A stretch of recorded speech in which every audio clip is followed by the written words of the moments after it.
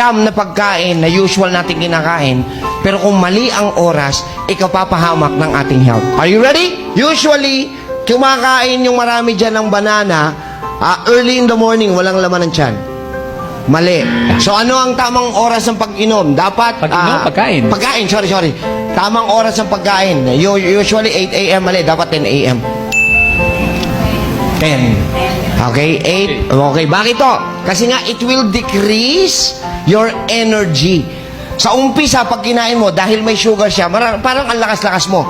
Pero once na-digest na siya, doon mararamdaman parang pagod ka na. So, I suggest, pagkagising, wala mo ng banana. Pahinga ka ng mga couple of hours at saka ka palang kakain ng banana. Kasi ready na yung katawan mo na mag-excrete ng energy. Alright? Next. Ang pagkain po ng rice, dapat po mas marami sa tanghali, lessen sa gabi. Kasi kailangan ng katawan mo na i-digest ito. Napakataas po ng tinatawag na carbohydrates na may complex carbohydrates na nahihirapang tunawin. So, kung hindi nyo kayang pigilan na kumain ng marami sa gabi, I suggest, if you eat rice at night, mag-iintay ka talaga ng 3 oras bago ka matulog.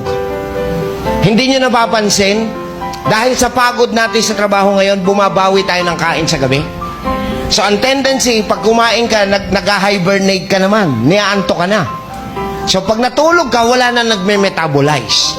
Wala nang nagdadigest ng kinain mo. Kaya, ang tendency, lahat ng mahilig kumain ng kanin at natutulog agad, nagsisilaki o tumataba sila.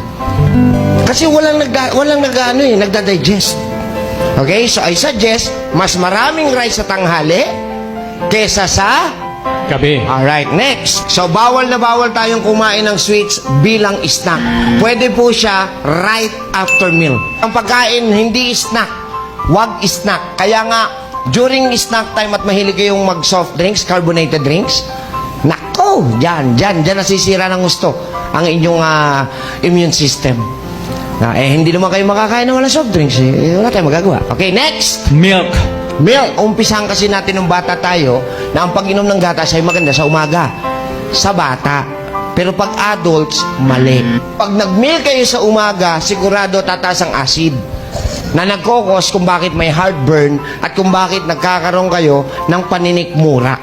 So ano ang tamang pag-inom ng gatas? Hindi sa umaga, kailangan sa gabi para mas maganda tayong makatulog.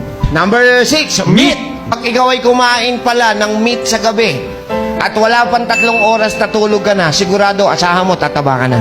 Nuts. Ayan. Marami ang nag-iisip, nuts, Dok, di ba bawal sa mga may arthritis dahil mataas ang uric acid? Mali. Hindi totoo yun. Ang nuts ay napaka-okay because it has protein na magpapa-healthy sa ating liver. So, nuts is a liver food. So, okay yun. Hindi nga lang pwedeng marami. Umaga o kaya snack ang pwede pag nuts. Pag gabi, habang nanonood kayo ng TV, tigilan nyo ang pagkain dahil sa gabi, yung protein niya nagiging uric acid. So, gusto nyo magpapayat? Ayun, kainin nyo raw siya sa tamang oras. Nuts. So, ano raw ang tamang pagkain ng citrus fruits? Yan. Marami dyan pagkagising, bumabanat ka agad ng tubig na may lemon o umiinom ng freshly squeezed na orange sa umaga pagkagising. Mali! Dahil citrus, it will produce acid. So it will help your digestive system to produce more acid than the usual. So ano ang tamang pag-inom ng citrus pagkain o pag-inom ng citrus fruits? With milk. Yan, para hindi umangat ang acid ninyo. Mali yung before meal. Next, beans. Yan, ito pa, beans. Mga maling paniniwala sa beans na ang beans daw ay napakataas din ng uric acid. Beans. Hindi ho. Ang pagkain daw po ng beans, perfect po ito na pagkain for lunch. Sa bagay, sa Pilipinas, hindi naman tayo mahilig sa mga yung pork and beans. Bihirang-bihira nyo lang kainin yan, tama? Pero sa ibang bansa ho kasi, yan yung kapalit ng rice nila, beans So, the best way is lunchtime. Okay, next. Last but not the least, ito. Mga maling paniniwala tungkol sa apple.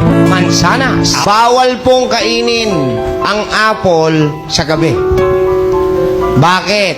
Kasi po napakahirap i-digest ng apple. At nagpo-produce po siya ng acid. So, pagka ikaw kumain ng apple sa gabi, magdamag po yun. Tataas yung acid mo. Kaya pag gising mo sa umaga, sinisikmura ka na, uutot ka na ng utot. So, ano ang tamang oras sa pagkain ng apple? Morning hanggang hapon. Pwede yun. Wag lang after dinner.